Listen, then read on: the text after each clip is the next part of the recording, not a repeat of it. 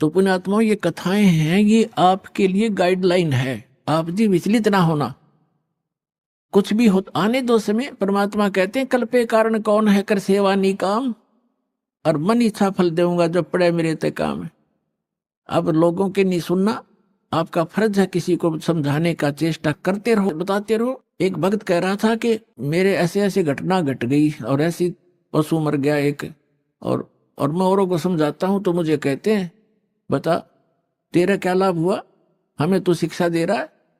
तो पुण्यात्मा, अध्यात्म ज्ञान धीरे धीरे समझ में आओगे आपके। संसार तो एक आम दंत कथाओं पर आधारित है, और जिन पूजाओं को वो करते हैं उनके बालक तक मर जाते, तब वो कभी चिंतित नहीं होते कि हम ये भक्ति क्यों कर रहे हैं, छोड़ क्यों नहीं देते। इसका कारण ये है, जैसे रोगी दुर्घटनाग्रस्त हो गया और डॉक्टर के पास गया, डॉक्टर क्या करेगा, उसका ब्लड निकल रहा है तो सबसे पहले वो ब्लड रोकेगा। अगर ब्लड सारा निकल गया तो मृत्यु को प्राप्त हो जाएगा।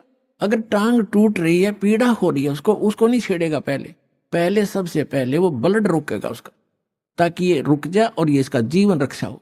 वो कह रहा है रोगी खाई मर गया, टांग बहुत पीड़ा कर रही है, वो करती रहे, वो उसकी परवाह नहीं करेगा, पहले उसका जीवन रक्षा करेगा, वो ऑपरेशन करेगा जहां से ब्लड निकल रहा है। अब रोगी रो रहा है कि मेरी टांग टूटी फड़ी है, मुझे बहुत दुख हो रहा है, तो कोई बात नहीं, क्या उस डॉक्टर से वो छिपा थोड़ा ही है, उसका नंबर आएगा तब उसको ठीक करेगा। तो इसी प्रकार आपने नाम ले लिया और आपका कोई भयंकर दुख आना था जिससे आपकी जीवन जाना था, तो आपके उस नाम की भक्ति से और आपके किए हुए दान पुण्य से पहले परमात्मा आपकी जीवन रक्षा करेगा, एक्सटेंड करेगा। थोड़ा बहुत घर में हानि हो भी गई उसको फिर पूरा कर देगा, उस समझ क्या देर लगे। तो इस प्रकार आप जी ने परमात्मा के इस अध्यात्म ज्ञान को समझकर इस सफर पर तब चल सकोगे। समाज तो अपने सतर का ज्ञान रखता ही है, उसको उतना ही ज्ञान है, आप चिंतित मत होना, लगे रहना। तो इसी आधार से वो सुनते भी रहते थे, फिर परमात्मा के ज्ञान से दृढ़ रहते थे।